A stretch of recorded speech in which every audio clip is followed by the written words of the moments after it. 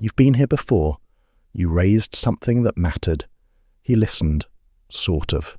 Then his mother called or texted or made an offhand comment, and within an hour the thing that mattered to you no longer seemed to matter. Or you made a decision together about your own life, your own home, your own family, and somewhere between the decision and the doing, his mother's opinion arrived and quietly rewrote it. You've tried to name what's happening. He's called you jealous, oversensitive, controlling, and somewhere underneath you've started to wonder if maybe you are. You're not. The thing you've been seeing is real. It has a name. If you've spent any part of your relationship quietly wondering why his mother seems to outrank you in his actual hierarchy, and you've been told the wondering is the problem, the psychology underneath is doing something specific. It isn't your imagination. It isn't your insecurity. It isn't competition you invented. It's the visible signature of a developmental process that didn't complete, and the cost is being paid by you, in your relationship, every time his loyalty gets tested. Here's the thing nobody talks about. In healthy adult development, there's a quiet psychological task most people never name. Children grow up inside their original family. Adults are supposed to differentiate from it. Differentiation doesn't mean cutting people off. It means becoming the primary author of your own emotional life, making your own decisions, holding your own opinions, choosing your own loyalties, instead of running every important question through the original family's reactions first. When differentiation completes, an adult can love their parents deeply and still treat their partner as their primary attachment. For a lot of people, that process never quite finished. Sometimes the mother was lonely, anxious, or unhappy in her own marriage, and the son became her emotional companion in ways that should have been her husband's role. Sometimes she was controlling, and the price of stepping away was guilt heavy enough that he never paid it. Sometimes the family system simply never gave him permission to become a separate adult. The result is the same. He grew up, he left the house, he never left the original loyalty structure, and now you're in a relationship with a man whose first attachment is still organized around his mother. In the 1960s and 1970s, psychiatrist Murray Bowen developed family systems theory, organized around a concept he named differentiation of self. Bowen documented that the central task of adult development is the capacity to hold one's own emotional position inside the pressure of the original family's reactions. People with low differentiation can't tolerate disappointing their parents, so they keep choosing the family's preferences over the choices that would serve their actual adult life. Bowen identified marriages between low differentiation adults and their partners as one of the most reliable sources of chronic relational distress. Family therapist Salvador Minuchin, in his 1974 work on structural family therapy, named the pattern more directly. He called it enmeshment, a family structure in which boundaries between parent and child are too porous. The child cannot fully separate, and any adult relationship the child later enters has to compete with the original parent-child coalition. The partner who marries into this structure almost always becomes the person who pays the cost, often while being told they are the source of the problem. Picture this. You and your partner have spent 2 weeks discussing something important, a holiday plan, a financial decision, a parenting choice. You've worked it out together. You've reached agreement. You feel like a team. Then his mother calls. The call lasts 23 minutes. He emerges from the bedroom slightly different. By the next morning, the plan you made together has quietly shifted. He doesn't quite remember when it shifted.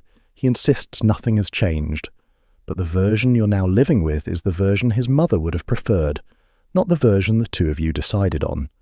You try to name it. You're told you're imagining things. You're told you're jealous of his mother. You're told you don't understand how close their relationship is. The naming becomes evidence that you're the problem. By the end of the conversation, you've apologized for raising it. But here's where it gets interesting. The reason you can't quite explain the dynamic to him is that he genuinely doesn't experience it as choosing his mother over you. From inside the enmeshment, the deference doesn't feel like a choice. It feels like the natural order. His mother's opinions arrive with a weight his nervous system has been calibrated to since childhood. Yours arrive as new input. He isn't lying when he says he isn't choosing her. He's reporting accurately from a position he can't see, but there's more going on than just deference. The covert emotional incest research, developed by Patricia Love and Kenneth Adams in the 1990s, identified a specific dynamic in which a mother who didn't get adequate emotional support from her husband turns to her son to fill that role. He becomes her confidant, her companion, the person she calls when she's upset. He has no frame to recognize that the role he's been playing his whole life is structurally a substitute spouse role, the role his actual partner is supposed to be filling. When you marry him, you inherit the impossible task of replacing a woman who has never been replaced, in a position she has never agreed to vacate. And here's the kicker. The cultural framing of this dynamic has been almost entirely against the partner who notices it. The girlfriend who raises it is jealous. The wife who names it is controlling. The fiancé who says I can't marry into this is selfish.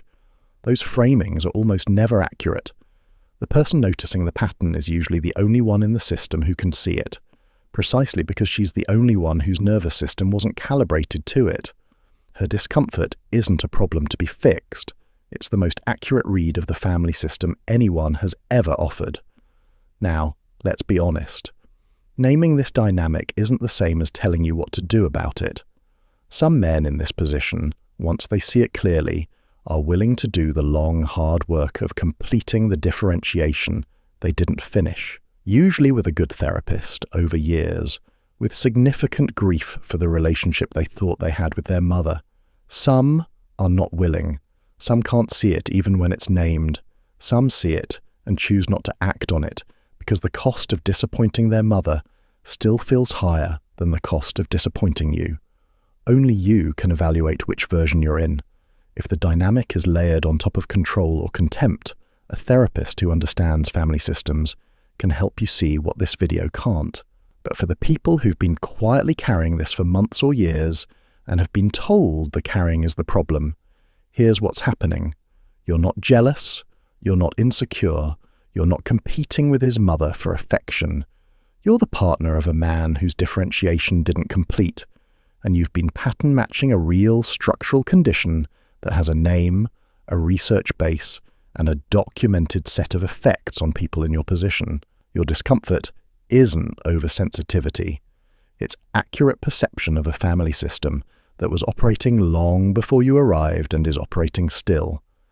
The work isn't to stop noticing. The work is to recognize that what you've been noticing is real, to stop accepting the framing that the noticing is the problem, and to begin asking the harder questions about what this means for your actual life. There's something quietly exhausting about being the only person in a system who can see the system. You spend years pointing at something nobody else will acknowledge, while being told the pointing is the problem.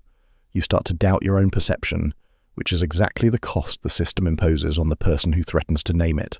If you've spent any part of your relationship wondering if you're the one who's wrong, this might be the moment to consider that you've been seeing accurately the entire time. The pattern is real. The research is real. The cost you've been paying is real. Knowing the name of what you've been living inside is the first thing that makes any next step possible. You're not jealous. You're not insecure. You're not competing with his mother for affection. You're the partner of someone whose differentiation from his original family never completed, and the discomfort you've been told is your problem is actually the most accurate read of the family system anyone has offered. If any of this named what you've been quietly carrying, subscribe to Silent Awareness. There's more about the relationship patterns nobody explains honestly, and most of them nobody's named yet. Subscribing helps the channel keep making these.